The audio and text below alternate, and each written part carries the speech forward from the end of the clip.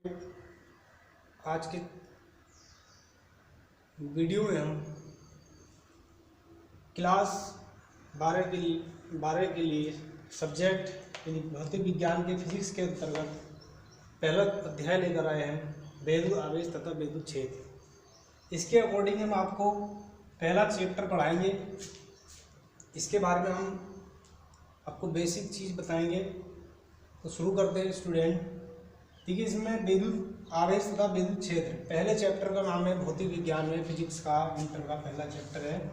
इसके अकॉर्डिंग हम विद्युत आवेश के बारे में पढ़ते हैं। विद्युत आवेश क्या है?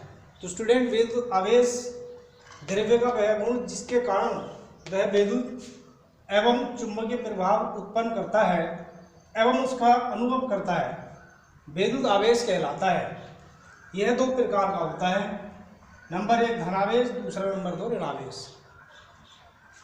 यानी स्टूडेंट, द्रव्य का वह गुण जिसके कारण वह विद्युत एवं चुंबकीय प्रभाव का प्रभाव उत्पन्न करता है एवं उनका अनुभव करता है, विद्युत आवेश कहलाता है। यह दो प्रकार का होता है धनावेश और ऋणावेश। उदाहरण के लिए हम आपको समझा दें कि हम अगर रेशम से हम किसी कांच की छड़ को रगड़े, रेशम से हम किसी कांच की छड़ को रगड़े तो वह धनावेशित हो जाती है। और जब हम उसको किसी जमीन पर लाते हैं तो उस पर छोटे छोटे पार्टिकल जो है धूल के, रेत के कण के जमा हो जाते हैं, जिससे वो उनको अपनी ओर आकर्षित कर लेती है। यदि हम दूसरी छड़ जो है कांच की रेशम से रगड़कर उस पर लगाएं, दूसरी जो कांच की छड़ रगड़ी थी हमने रेशम से, उस वाली छड़ को दूसरी छड़ से अगर हम पास लाएं तो वो एक दूसरे को प्रतिकर्षित करने लगती है। तो इसका मतलब है कि रेशम से हम कांच की छड़ अगर रगड़ते हैं तो वह धनावेशित हो जाती है। इसी प्रकार दूसरी छड़ अगर हम कोई आबनूस की छड़ लें और उसको हम बिल्ली की खाल से रगड़ें तो बिल्ली की खाल से रगड़ने पर वह ऋणावेशित हो जाती है। इसका मतलब ये होता है कि अगर हम दूसरी आबनूस की छड़ को अगर बिल्ली की खाल से रगड़कर पहली वाली के पास लाएं तो वह भी एक दूसरे को प्रतिकर्षित करती है, यानी दूर हटा देती है। इस प्रकार से सिद्ध होता है कि आबनूस की जो छड़ है वो ऋणावेशित होगी, और अगर हम आबनूस वाली छड़ को और कांच वाली छड़ को आपस में लाएं तो वे एक दूसरे को आकर्षित कर लेती हैं। इससे ये पता चलता है कि आवेश जो होता है हमारा धन और ऋण दो प्रकार का होता है, धनावेश और ऋणावेश। अब आवेश संरक्षण का सिद्धांत क्या है स्टूडेंट? आवेश संरक्षण का सिद्धांत यह है कि इस सिद्धांत के अनुसार आवेश ना तो उत्पन्न किया जा सकता है, ना ही नष्ट किया जा सकता है, और ना ही उत्पन्न किया जा सकता है और ना ही नष्ट किया जा सकता है। केवल इसको क्या करा जा सकता है, एक वस्तु से दूसरी वस्तु पर स्थानांतरित किया जा सकता है स्टूडेंट। इसका सिद्धांत है, इसके अनुसार आवेश न तो उत्पन्न किया जा सकता है ना ही नष्ट किया जा सकता है, और इसे केवल एक वस्तु से दूसरी वस्तु पर स्थानांतरित किया जा सकता है। अब पहली छड़ जो हमने कांच की रेशम से रगड़ी तो हमने पाया कि उसमें छड़ में धनावेश उत्पन्न हो गया। तो जितना धनावेश कांच की छड़ में उत्पन्न होगा उतना ही रेशम में होगा। और दूसरी छड़ हमने आबनूस की छड़ जो ली वो बिल्ली की खाल से रगड़ी, तो जितना ऋणावेश आबनूस की छड़ में होगा उतना ही ऋणावेश बिल्ली की खाल में होगा। अगर हम दोनों छड़ों को आपस में मिला दें तो एक दूसरे को आकर्षित कर लेंगी, यानी उनका टोटल आवेश जो हो जाएगा वो कितना हो जाएगा, 0 हो जाएगा। रगड़ने से पहले भी छड़ों में आवेश कितना था, जब हमने छड़ों को रगड़ा नहीं था बिल्ली की खाल से और रेशम से, तो उनके आवेश भी रगड़ने से पहले वो भी 0 था। तो इससे यह सिद्ध होता है कि इस सिद्धांत की पुष्टि होती है कि इस सिद्धांत के अनुसार हम क्या, आवेश ना तो उत्पन्न किया जा सकता है न ही नष्ट किया जा सकता है, केवल इसको एक दूसरे से दूसरी वस्तु पर उत्पन्न या स्थानांतरित किया जा सकता है। एक वस्तु से दूसरी वस्तु पर स्थानांतरित किया जा सकता है। अब स्टूडेंट, विद्युत क्षेत्र की तीव्रता ये क्या होती है? यदि किसी बिंदु पर रखे गए परीक्षण आवेश पर लगने वाले बल तथा परीक्षण आवेश के मान की निष्पत्ति, किसी बिंदु पर रखे गए परीक्षण आवेश पर लगने वाले बल तथा परीक्षण आवेश के मान की निष्पत्ति को उस बिंदु पर विद्युत क्षेत्र की तीव्रता ई कहते हैं। ये स्टूडेंट एक सदिश राशि होती है। यदि हमारा परीक्षण आवेश Q नोट हो और उस पर लगने वाला बल जो उस पर बल इसके लिए उस पर बल हमारा F हो तो विद्युत क्षेत्र की तीव्रता E बराबर F/Q होगी और इसका मात्रक न्यूटन प्रति कूलम्ब होता है। तो देखिएगा स्टूडेंट, अगर हमारा कोई बिंदु यहाँ पर है और इस पर परीक्षण आवेश Q रखा है, तो इस बिंदु पर बल F है, तो इस बिंदु पर परीक्षण आवेश के मान की निष्पत्ति बल पर जो परीक्षण आवेश है, इस पर बल के परीक्षण आवेश के मान की निष्पत्ति को हम क्या कहेंगे? विद्युत क्षेत्र की तीव्रता E कहेंगे। आया समझ में स्टूडेंट? तो अब इसका मात्रक जो होता है वो न्यूटन प्रति कूलम्ब होता है और यह एक सदिश राशि होती है। दूसरी विद्युत क्षेत्र, अगले टॉपिक पर आते हैं हम। विद्युत क्षेत्र, विद्युत आवेश के चारों ओर का वह क्षेत्र जिसमें कोई दूसरा आवेश आकर्षण अथवा प्रतिकर्षण बल का अनुभव करता है, विद्युत क्षेत्र कहलाता है। यानी स्टूडेंट, वह आवेश का वह चारों ओर का क्षेत्र जिसमें कोई दूसरा आवेश, यानी कोई दूसरा आवेश ले जाए तो उसमें आकर्षण अथवा प्रतिकर्षण बल का अनुभव हो, वो दूसरा आवेश जो उसमें क्षेत्र में आकर आकर्षण अथवा प्रतिकर्षण का अनुभव करे तो विद्युत क्षेत्र कहलाता है। अब सपोज करें कि हमने देखो एक क्षण को रेशम से रगड़ा और दूसरी क्षण को भी रेशम से रगड़ा। अब हम इनको पास लाएंगे तो पहली पर भी और दूसरी पर भी दोनों पर धनावेश उत्पन्न हो जाएगा और इनको आपस में मिलाएंगे तो एक दूसरे को प्रतिकर्षित करेंगे। तो इनके जो बीच का क्षेत्र है, ये जो इनको दूर भगा रहा है दोनों आवेशों को, वो कहलाता है स्टूडेंट विद्युत क्षेत्र। इसी प्रकार अगर हम ऋण आवेशों को ले आए, आबनूस की दो आबनूसों की छड़ को बिल्ली की खाल से रगड़कर हम आपस में मिलाएं तो वे एक दूसरे को वो भी क्या करेंगी? प्रतिकर्षित करेंगी।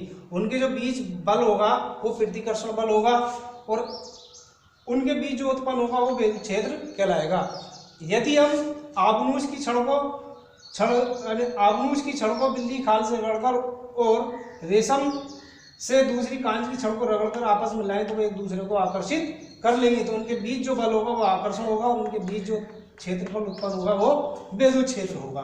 तो स्टूडेंट, कहने का मतलब ये है कि अगर हम एक चुंबक लें और उसको हम तोड़ दें तो हम दूसरी जगह पर मिलाते हैं तो वो आपस में नहीं मिलते, क्योंकि उनके ध्रुव चेंज हो जाते हैं, आवेश चेंज हो जाते हैं, उनके बीच जो है वो प्रतिकर्षण बल उत्पन्न हो जाता है, जिस कारण वे स्टूडेंट आपस में नहीं मिल पाती। अगले टॉपिक पर चलते हैं। टॉपिक नंबर 5, कूलम्ब का नियम। ये भी बहुत इंपॉर्टेंट है, आगे के क्वेश्चन सोल्व करने में इसकी बहुत हेल्प मिलती है। मैं इसको आपको समझा देता हूँ। इस नियम के अनुसार जब कूलम्ब ने बताया कि किन्हीं दो स्थिर बिंदु आवेशों के मध्य लगने वाला आकर्षण अथवा प्रतिकर्षण बल, यानी हमारी दो बिंदु आवेश हैं जिन पर Q1 और Q2 आवेश है, ये पता नहीं इन पर ऋणावेश है धनावेश है, जो एक दूसरे से परस्पर r मीटर दूरी पर रखे हुए हैं।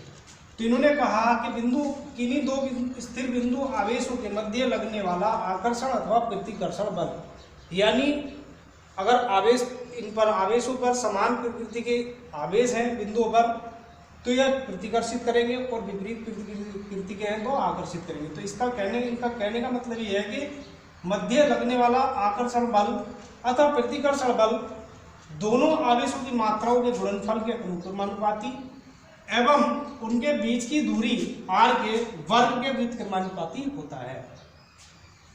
तो अब देखते हैं, यदि दो बिंदु आवेश Q1 पर Q2 परस्पर r मीटर दूरी पर स्थित हैं या रखे हैं, तो उनके मध्य आकर्षण अथवा प्रतिकर्षण बल जो F बराबर होगा वो होगा Q1 Q2, यानी दोनों आवेशों के मात्राओं का गुणनफल बटे उनके बीच की दूरी का वर्ग। ये आएगा इसके प्रोपोर्शनल। ये तब F बराबर K into Q1 Q2 upon r², जहाँ K जो है एक अनुक्रमानुपातिक नियतांक है जो आवेशों के माध्यम मात्रा इनके बीच की दूरी पर निर्भर करता है। निर्वात उपवायु के लिए प्रयोग द्वारा हमने इसका मान कितना माना गया है 1/4πε0 या 9 × 10⁻9 न्यूटन मीटर स्क्वायर प्रति कूलाम स्क्वायर होता है। अब इसका जो जहां ε0 जो विद्युत क्षेत्र की निर्वात की विद्युतशीलता है, निर्वात की विद्युतशीलता है, तब हमारा जो सूत्र बनता है, अतः आकर्षण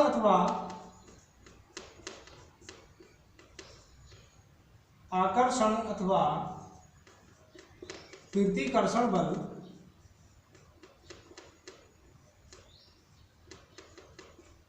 F बराबर 1/4πε0 into Q1 Q2 upon R square newton होगा। तो स्टूडेंट इन आवेशों के जो बीच आकर्षण अथवा प्रतिकर्षण बल होगा वो हमारा होगा 1/4πε0 into Q1 Q2 upon R square newton होगा। तो इसके अकॉर्डिंग हमने बस इस फार्मूले को हमने यहाँ पर लगाया। अगला टॉपिक पर चलते हैं स्टूडेंट। देखिएगा स्टूडेंट, बिंदु आवेश के कारण, अगले टॉपिक पर देखते हैं बिंदु आवेश के कारण विद्युत क्षेत्र की तीव्रता। मान लो हमारे पास बिंदु O है, इस पर बिंदु O पर Q कूलाम का आवेश उपस्थित है और दूसरे बिंदु P पर, जो इसकी स्थिति में दूसरा बिंदु P है, परीक्षण आवेश Q है। तो हमने माना है कि Q कूलाम आवेश के परावर्तनांक वाले माध्यम में बिंदु O पर रखा है, जिससे r मीटर दूरी पर बिंदु P पर एक अन्य धन परीक्षण आवेश Q0 रखा है। अब कूलाम के नियम से आवेश Q के कारण आवेश Q0 पर लगने वाला विद्युत बल F बराबर 1/4πε0 into K Q1 Q0 into Q0 upon R square newton. ये होगी समीकरण नंबर 1। अब हमने देखा बिंदु P पर विद्युत क्षेत्र की तीव्रता क्या होगी, वो फॉर्मूला हमने सिद्ध किया था पीछे कि F अपॉन Q, यानी किसी बिंदु पर परीक्षण धनावेश के मान की निष्पत्ति, लगने वाले बल तथा परीक्षण धनावेश के मान की निष्पत्ति को उस बिंदु पर विद्युत क्षेत्र की तीव्रता कहते हैं। तो बल हमारा F ये हो गया, F/Q होता है, तो F बराबर हो गया हमारा 1/4πε0 इंटू K और Q into Q0 upon R square बटे परीक्षण आवेश Q0। तो Q0 से हमारा Q0 कट जाएगा, तो यह जाएगा E बराबर 1/4πε0 into Q upon R square newton प्रति कूलाम। स्टूडेंट, निर्वात और वायु के लिए हम निर्वात एवं वायु के लिए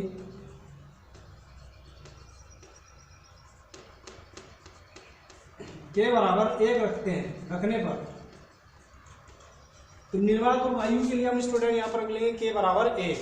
अगले टॉपिक पर चलते हैं स्टूडेंट, विद्युत द्विध्रुव, टॉपिक नंबर 7। तो देखिए, वह निकाय जिसमें दो बराबर किंतु विपरीत प्रकृति के बिंदु आवेश परस्पर अल्प दूरी पर स्थित होते हैं विद्युत द्विध्रुव कहलाता है।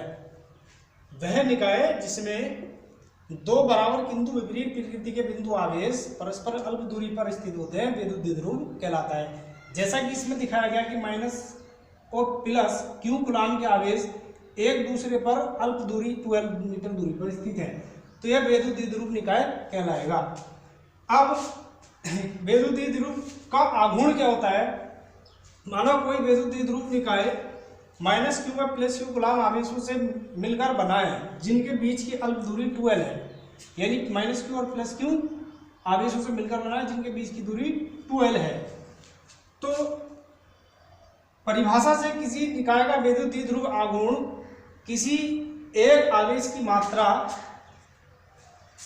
एवं उनके बीच की अल्प दूरी के गुणनफल के बराबर होता है। यानी किसी निकाय का विद्युत द्विध्रुव आघूर्ण उस निकाय के किसी एक बिंदु आवेश तथा उनके बीच की अल्पतम दूरी के गुणनफल को व्यक्त करता है। यानी जो एक बिंदु आवेश और उनके बीच की दूरी, अल्प दूरी जो होती है, उनका गुणनफल जो कहलाता है वो क्या कहलाता है? विद्युत द्विध्रुव आघूर्ण कहलाता है। अब विद्युत द्विध्रुव आघूर्ण को हम P से व्यक्त करते हैं। ये क्या होता है हमारा P, इसको हम P से व्यक्त करते हैं। अतः विद्युत द्विध्रुव आघूर्ण से यदि हमारा Q माइनस Q और प्लस Q से मिलकर कोई हमारा विद्युत ध्रुव बना है, निकाय बना है, तो जिसके बीच की दूरी 2L है, तो इसका निकाय क्या होगा, द्विध्रुव का आघूर्ण P बराबर 2 into Q into 2L, Q into 2L ये होगा। यानी सूत्र हो जाएगा P बराबर 2QL और इसका मात्रक होता है कूलाम मीटर। और उदाहरण के लिए हमारे पास HCl हाइड्रोजन क्लोराइड यानी हाइड्रोक्लोरिक अम्ल, H2O जल, HBr हाइड्रोजन ब्रोमाइड, अमोनिया और CH4 ये आदि जो है, ये सभी अणु जो है हमारे क्या कहलाते हैं, विद्युत द्विध्रुव निकाय कहलाते हैं। ये जो बनाते हैं हमारा विद्युत द्विध्रुव निकाय बनाते हैं।